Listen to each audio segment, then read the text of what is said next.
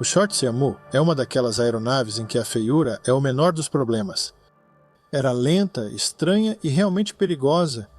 Avião de patrulha anti-submarino era traiçoeiro justamente nas velocidades em que precisava voar. Em junho de 1956, o piloto-chefe de testes da Short, Wally Runciman, morreu ao demonstrar um desses aviões em Belfast. Ele conhecia o avião melhor que qualquer outra pessoa. Se isso aconteceu com ele, imagine com os reservistas para quem o avião foi projetado. Após a Segunda Guerra Mundial, a Marinha Real voltou a olhar para o Atlântico e pensou: certo, se tudo isso começar com os soviéticos, é daqui que virá a pressão. Rotas marítimas entre América do Norte e Europa seriam vitais. Talvez ainda mais do que contra a Alemanha, e agora a ameaça dos submarinos parecia ainda mais perigosa. A preocupação real era que os submarinos estavam melhorando muito.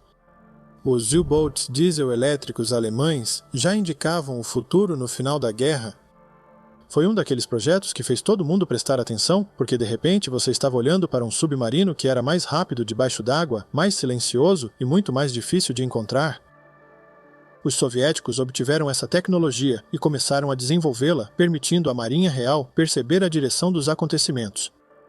E esse era o problema. A Grã-Bretanha venceu a Batalha do Atlântico, mas foi apertado demais. Eles superaram isso principalmente por conseguirem posicionar aeronaves sobre os comboios, seja de bases em terra ou de porta-aviões de escolta. Quando se consegue pôr vigilância e armas sobre o mar, o dia do capitão do submarino piora muito. Se a próxima guerra envolvesse lidar com centenas de submarinos soviéticos no Atlântico, a Marinha sabia que a resposta seria a mesma. Forneça cobertura aérea aos navios, só que em uma escala muito maior. O Fairey Gannet e o Shackleton eram os principais aviões anti-submarino da Grã-Bretanha, capazes, mas caros e complexos. Não se distribuem essas aeronaves por todas as rotas de comboio e acessos costeiros. A Marinha buscava um avião barato e simples de segunda linha que pudesse ser produzido em massa se a situação esquentasse. Algo que pudesse decolar dos pequenos porta-aviões de escolta remanescentes da guerra, patrulhar uma área, localizar um submarino e atacá-lo. Simples para reservistas e barato para produção em massa. Na verdade, a Marinha buscava algo próximo ao conceito de helicóptero anti-submarino pouco antes de eles estarem prontos para essa função. Em 1951, a Marinha Real publicou a especificação M123D e a Shorts, de Belfast, ficou com o trabalho. A Shorts já tinha experiência com aeronaves navais, já havia construído o Sunderland e o Sturgeon, além da estrutura para fabricar aviões aptos a operar em porta-aviões sem partir do zero. O requisito também lhes convinha. A Marinha não queria nada sofisticado aqui, eles queriam algo robusto, simples e barato o suficiente para ser produzido em grande quantidade caso a Guerra Fria esquentasse. Mas o que a Shorts apresentou parecia estranho, mesmo para os padrões dos anos 1950. Diziam que ele parecia um camelo entre cavalos, e realmente é difícil discordar. O Siamu parecia desajeitado. Curiosamente, esse jeito desajeitado tinha um motivo. Veja o motor. Shorts primeiro desenhou em torno de um Merlin, que seria a resposta óbvia e tradicional, mas a Marinha buscava abandonar motores a pistão no mar. Não queriam que os navios carregassem grandes estoques de gasolina de aviação de alta octanagem se pudessem evitar. Então, o Siamu acabou ficando com um Armstrong Siddeley Mamba turbohélice, o que é muito melhor porque o turbohélice gerava menos vibração na estrutura da aeronave. E, igualmente importante, você não tinha ignição interferindo com o radar sob a fuselagem. Quando você entende isso, o avião passa a fazer mais sentido. O layout foi criado para alinhar tripulação, motor e sensores nos locais exatos necessários. O piloto sentava-se acima do Mamba. O observador sentava-se atrás dele, acima dos compartimentos de eletrônicos e armamentos, onde podia operar o equipamento necessário. Eles moveram ambas as posições da tripulação o máximo para a frente. Isso parecia estranho por fora, mas fazia sentido para o piloto.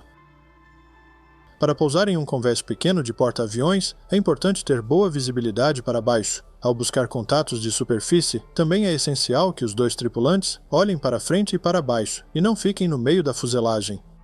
O resultado foi a fuselagem profunda e estreita, com a tripulação no alto, o que deu ao Siamu esse visual estranho. Mesma história com o trem de pouso?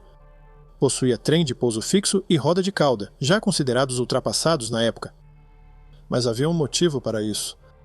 Os trens principais eram longos para acomodar o domo do radar de busca de superfície sob a fuselagem e o uso de roda de cauda evitava que o trem dianteiro bloqueasse a visão frontal do radar. Manter o trem de pouso fixo era importante, pois a proposta era ser um avião de guerra simples e robusto. Projetaram o trem de pouso principal para ser descartado em pousos de emergência na água, aumentando as chances de sobrevivência da tripulação. Ele possuía um compartimento interno robusto para um avião tão pequeno. Com 4,2 metros de comprimento e 0,9 metros de largura, ficaria ainda mais longo sem o radar rotativo. Ele podia levar tudo o que você esperava para a missão.